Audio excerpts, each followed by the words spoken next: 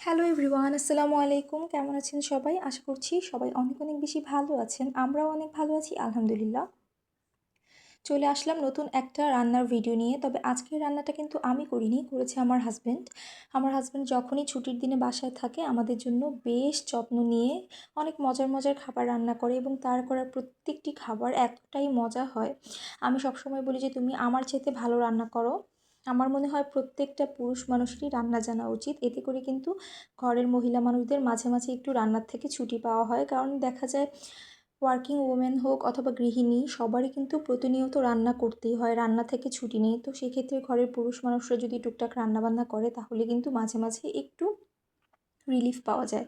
তো আমার হাজব্যান্ড আজকে রান্না করবে রুই মাছ দিয়ে আলু টমেটোর ঝোল। তো প্রথমেই সেই মাছগুলোকে ভেজে নিয়েছে, তারপরে ওই প্যানটা উঠিয়ে চুলায় আরও একটা পাতিল বসিয়ে দিয়ে এখানে পেঁয়াজ এবং যা যা মশলা লাগে সেগুলো দিয়ে দিয়েছে। আমার মনে হয় সবাই এই সাধারণ মশলাগুলো দিয়েই রান্না করে।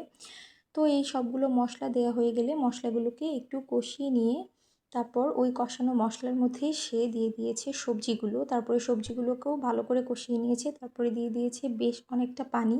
পানিটা ফুটে উঠলে এখানে দিয়ে দিয়েছে টমেটো এবং কিছুক্ষণ পর এখানে দিয়ে দিয়েছে ভেজে রাখা যে মাছগুলো ছিল সেগুলো, এবং সাথে দিয়ে দিয়েছে মাছ ভাজার যে তেলটা ছিল সেটা। এই মাছ ভাজার তেলটা কিন্তু তরকারির টেস্ট বহুগুণে বাড়িয়ে দেয়।